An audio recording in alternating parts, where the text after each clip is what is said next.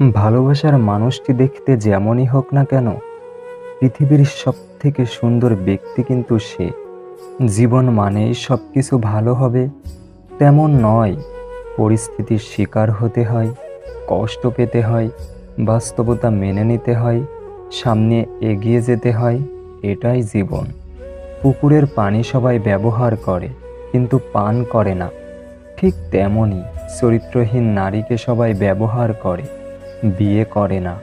আমরা সবাই ভালোবাসার মানুষ খুঁজি, কিন্তু ভালোবাসার থেকে ভালো রাখার মানুষ আমাদের বেশি প্রয়োজন।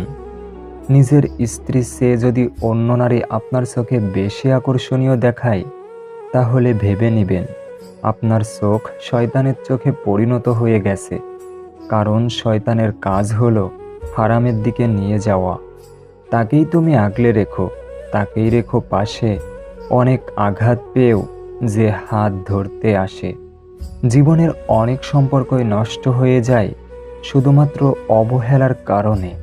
দুজনের চাওয়াটা যদি একই হয়, তবে পাওয়াটাও অসম্ভবের কিছু নয়। সময়ের সাথে জীবনটাকে মানিয়ে নিতে পারলেই কষ্টগুলো কমে যায়। ভালোবাসা তো সবাই দেখায়, কিন্তু সত্যি কে কাকে ভালোবাসে তা সময় এলেই বোঝা যায়। গুরুত্ব না থাকলে একই ছাদের নিচেও দূরত্ব লাগে, আর গুরুত্ব থাকলে একই আকাশের নিচে থাকলেও কাছের মনে হয়। সুন্দরী স্ত্রী পাওয়া খুব সহজ, কিন্তু সুন্দর চরিত্রের স্ত্রী পাওয়া ভাগ্যের ব্যাপার। জীবনে কি পেলাম তা জানি না, তবে আমাকে বোঝার মতো কাউকে পেলাম না। যখন ফিল করবেন কারো কাছে আপনি বিরক্তির কারণ হয়ে যাচ্ছেন, তখন নিজে থেকে সরে আসাই উত্তম।